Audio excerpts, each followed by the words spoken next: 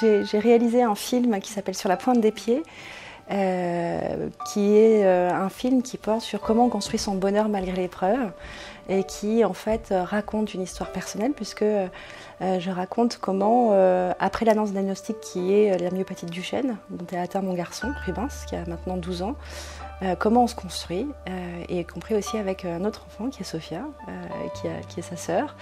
Et surtout, voilà, c'est comment on continue quand on aime la vie, comment on continue malgré tout à poursuivre et puis d'avoir une meilleure connaissance aussi de cette pathologie. Révélateur de bonne humeur, cache pas ta joie.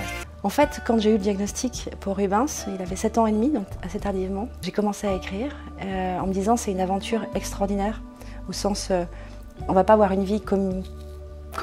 Comment tu l'as vécu quand tu as appris que ton fils allait ne plus pouvoir marcher et avoir une espérance de vie plus courte que la tienne?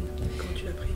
Parce que moi je pensais qu'on pouvait guérir toutes les maladies, enfin tu vois, sorte de truc, il y a forcément un truc à faire. En gros, on m'a dit, bah écoutez, il n'y a pas de médicaments fredateurs, il n'y a pas de médicaments curatifs.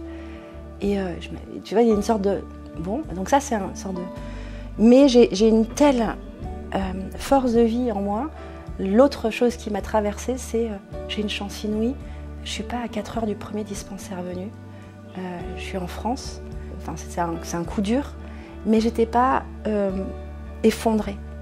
Ça a créé une pulsion de vitalité en disant mais il est hors de question que ça grise qu'on est déjà en train de vivre. Aujourd'hui, on sait qu'on est là on discute toutes les deux, on est vachement bien et moi je suis très heureuse de te rencontrer et de partager ce moment avec toi. Mais demain, je sais pas. Peut-être demain, je suis plus là. J'en sais rien.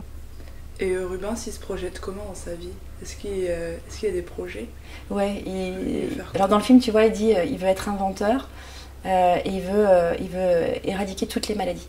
Il y a quand même quelque chose de profondément injuste dans le handicap. C'est que c'est quand même mieux d'être sur ses 2 pieds qu'en fauteuil.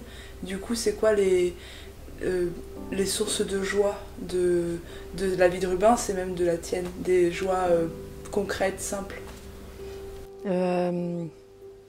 L'émerveillement sur le fait de, je sais pas, de trouver un bon miel sur un marché, par le fait de rire ensemble, d'avoir une barre de rire sur un truc, de découvrir une nouvelle musique et de danser, de continuer à juste entendre un morceau et se dire « Ah, trop bien !» et d'être au moment du petit-déj et d'être là, tous les trois, juste à prendre plaisir à ce moment-là. Ça n'a pas de... C'est ça la vie, c'est d'être dans ce truc où c'est chouette. Ah voilà, comment rentrer dans un monde sur la pointe des pieds? Est-ce que du coup le fait d'être plus fragile, d'être sur la pointe des pieds, est-ce que ça aide au bonheur?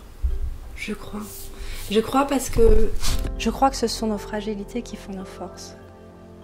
Et je crois aussi que quand tu vois, ça me met dans l'émotion parce que ça me met le frisson. Je crois vraiment que nos fragilités nous construisent et nous aident à être plus dans une forme d'authenticité et d'être en conscience que la vie est fragile. Ça veut dire qu'elle est précieuse et si elle est précieuse, tu gâches pas. Et des fragilités, on en a tous parce qu'on a tous des épreuves, on a tous des étapes, on se construit tous avec des parcours différents. Et quand on a traversé des choses aussi, mais on peut être relié de ce que ça comporte aussi, d'une meilleure compréhension d'une souffrance possible pour mieux aider. Comment tu fais alors que tu vis quelque chose de... Enfin, je ne vais pas en rajouter, mais de quand même... De chaud patate. Ça, comment tu fais? Ben, sérieux, je suis un peu... c'est un peu... Bah, donne-moi le secret, quoi. Je sais pas. J'aimerais bien te dire... Il y a un truc... c'est l'humour. C'est-à-dire, enfin l'humour pas au sens... c'est juste d'avoir le pas de côté qui fait que tu peux regarder la situation. Par exemple, je suis obligée de l'habiller parce qu'il ne peut pas s'habiller tout seul, il n'a pas la force, voilà. Et l'autre fois, j'avais oublié, je prépare les trucs normalement, il est sur son lit médicalisé, hop. Et je me rends compte que j'ai oublié la paire de chaussettes. Donc je dis à Rubens, un truc que tu dirais, mais très spontanément, je dis à Rubens ça. Bon, tu bouges pas, je vais chercher la paire de chaussettes.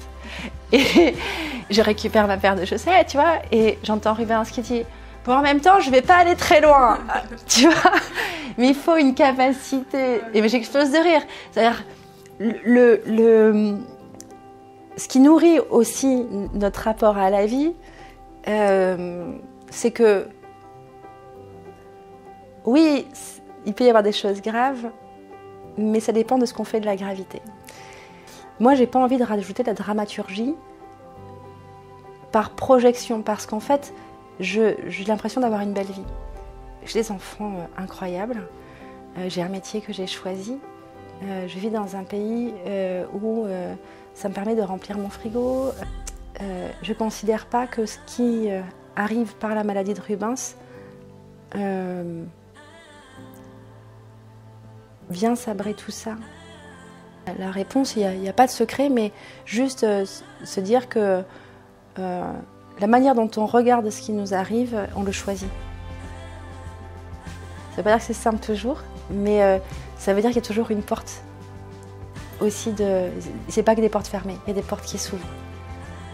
J'aimerais rajouter merci. Je voudrais te remercier en fait, parce que vraiment c'est génial que tu puisses voilà, faire ce que tu fais et de le faire avec autant d'authenticité, de présence. Et tu le fais voilà, avec beaucoup de... ça va au-delà de la sensibilité, beaucoup d'humanité. Donc merci. Ça me remet des frissons. C'est marrant parce que parfois, ça m'arrive souvent quand j'ai des trucs auxquels, enfin, tu vois, qui sont importants pour moi. J'ai tout mon corps qui dit « Ah ouais,